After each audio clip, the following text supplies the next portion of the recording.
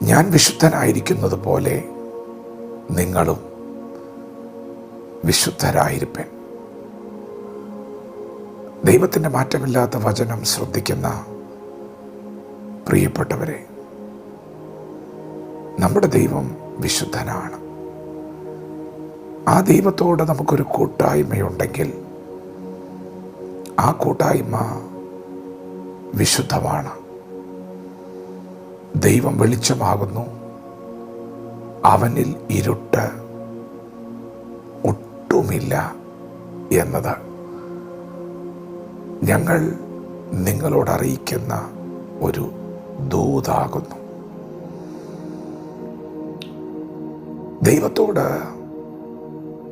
കൂടെ നടക്കുന്ന ഒരു ദൈവവൈതൽ അറിഞ്ഞിരിക്കണം, ദൈവമായിട്ടുള്ള ബന്ധം അത് വിശുദ്ധമാണ്. ദൈവത്തിന് നമ്മെക്കുറിച്ചൊരാഗ്രഹമുണ്ടെങ്കിൽ, ഒരിഷ്ടമുണ്ടെങ്കിൽ, അത് നാം ദൈവത്തെ പോലെ തന്നെ വിശുദ്ധിയിൽ വളരണം എന്നതാണ്.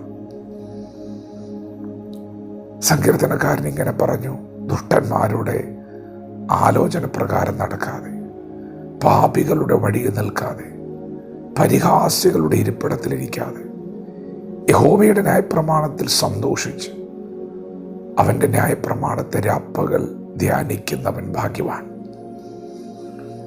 നാം തിരുവെഴുത്തുകളിലുടനീളം പരിശോധിച്ചാൽ തിരുവെഴുത്ത് നമുക്ക് കാണിച്ചു തരുന്ന വഴി വിശുദ്ധ വഴിയാണ്. ദൈവത്തോടു കൂടെയുള്ള യാത്ര വിശുദ്ധമായിരിക്കുന്നത് പോലെ ആ വഴിയും വിശുദ്ധമാണ്. ദൈവത്തോട് ചേർന്നിരിക്കുന്നവൻ പരിഹാസികളുടെ ഇരിപ്പിടത്തിൽ ഇരിക്കുകയില്ല, ദുഷ്ടന്മാരുടെ ആലോചന പ്രകാരം നടക്കുകയില്ല, പാപികളുടെ വഴിയിൽ നിൽക്കുകയില്ല. പ്രിയപ്പെട്ടവരെ, നാം വിശുദ്ധരായിരിക്കണമെന്ന് ദൈവം നമ്മെക്കുറിച്ച് ആഗ്രഹിക്കുന്നു. ദൈവം യോശുവയോട് പറഞ്ഞു, നിങ്ങളെ തന്നെ വിശുദ്ധീകരിപ്പിൻ, എന്നാൽ നാളെ നിങ്ങളുടെ ഇടയിൽ ഞാനൊരു അതിശയം പ്രവർത്തിക്കും.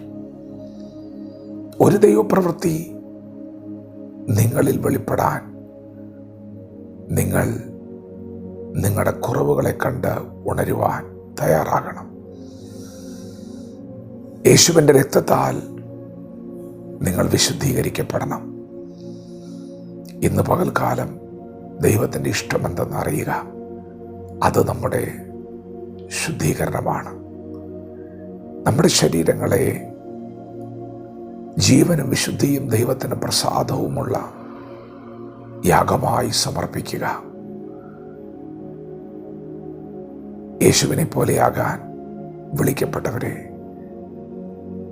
യേശുവിനോടുള്ള കൂട്ടായ്മയിൽ സന്തോഷിക്കുന്നവരെ, ഇന്ന് പകൽ പരിശുദ്ധാത്മാവ് പറയുന്നു, ഞാൻ വിശുദ്ധനായിരിക്കുന്നത് പോലെ നിങ്ങളും വിശുദ്ധരായിരിപ്പിൻ.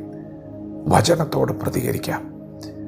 ദൈവം നമ്മെ ഓരോരുത്തരും ഈ പകൽ അനുഗ്രഹിക്കുമാറാകട്ടെ. ആമേൻ.